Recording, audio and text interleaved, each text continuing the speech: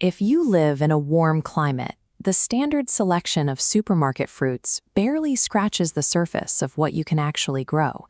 Instead of fighting the heat to keep typical orchard trees alive, you can design a self-sustaining food forest packed with rare subtropical fruits. Look at this time-lapse. You are seeing dark, grape-like berries swelling up and ripening directly on the woody bark of the tree's trunk. These plants operate on an entirely different set of rules. Today, we are going to look at a concrete blueprint to transform an ordinary backyard into a high-yield exotic orchard. To get started, you only need a few basics: a warm climate, plenty of organic mulch, a sturdy shovel, and your first batch of saplings. Achieving this high-yield state requires a specific step-by-step methodology for site preparation and soil management. Step 1 is defending your site. The first major environmental threat to a young food forest is extreme subtropical wind, which can easily snap the branches of delicate exotic saplings. You solve this by establishing hardy windbreaks first. Planting resilient, thick canopy plants like bamboo or sturdy jackfruit along your prevailing south and west wind lines acts as a living shield for the rest of the garden.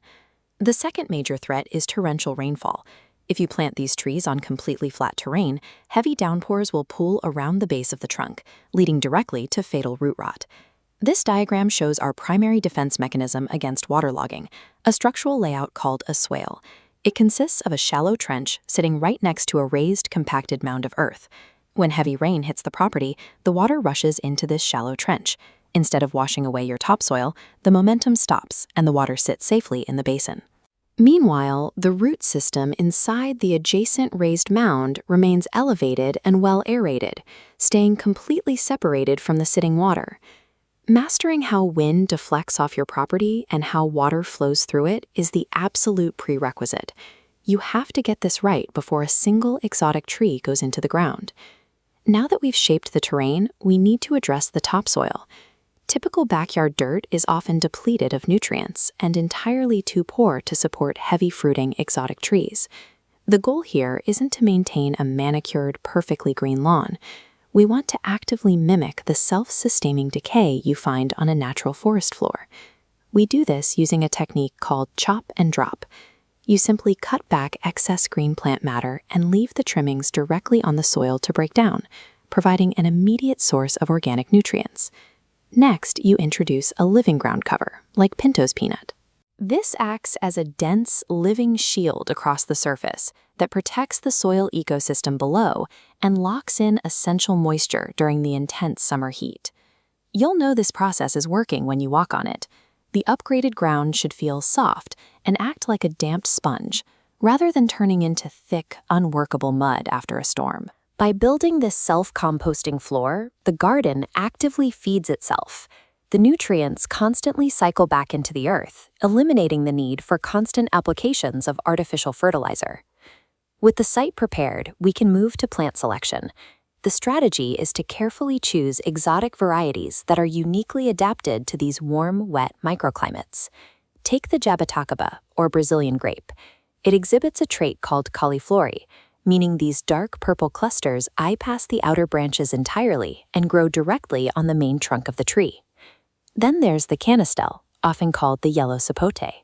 It has a highly unusual flavor profile that mimics sweet pumpkin, backed by a rich butterscotch undertone. If you enjoy tart flavors, there is the quimook. It serves as an excellent tropical substitute for rhubarb, thriving perfectly in the warm, wet soil that would normally cause traditional rhubarb to succumb to root rot. And for a reliable staple, include the dwarf Ducasse banana. Aside from its sweet, tangy taste, it has a practical culinary benefit. The flesh remains bright and won't turn brown when you slice it. Intentionally selecting these specific, rare varieties is what elevates the space. You're turning a predictable backyard into a highly experimental culinary landscape. Successfully putting these trees in the ground does not guarantee a harvest. You have to respect their highly specific and sometimes counterintuitive care quirks to get them to produce. This logic chart shows the stress then reward cycle required for the jaboticaba.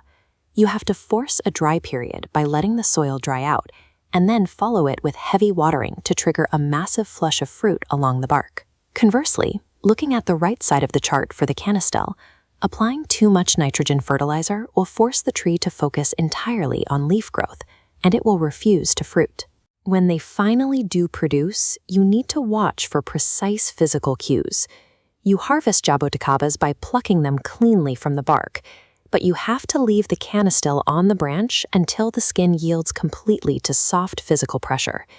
For these rare subtropical plants, knowing when to withhold resources, allowing them to thrive on strategic neglect, is just as critical as knowing when to feed them. A mature food forest collapses the distance your food travels down to centimeters, allowing you to harvest high-value ingredients directly at the source. You can step outside, pull ultra-rare ingredients right off the branch, and have them pureed into a vibrant, antioxidant-rich morning smoothie minutes later. To get there, your very first step today is straightforward. Go outside, map out your yard's prevailing wind direction, and plot where your initial swale trenches need to go. Transforming a flat patch of dirt into a dense, rare fruit jungle takes planning, but the steps are entirely achievable. Grab a shovel, start shaping your soil, and begin the transformation.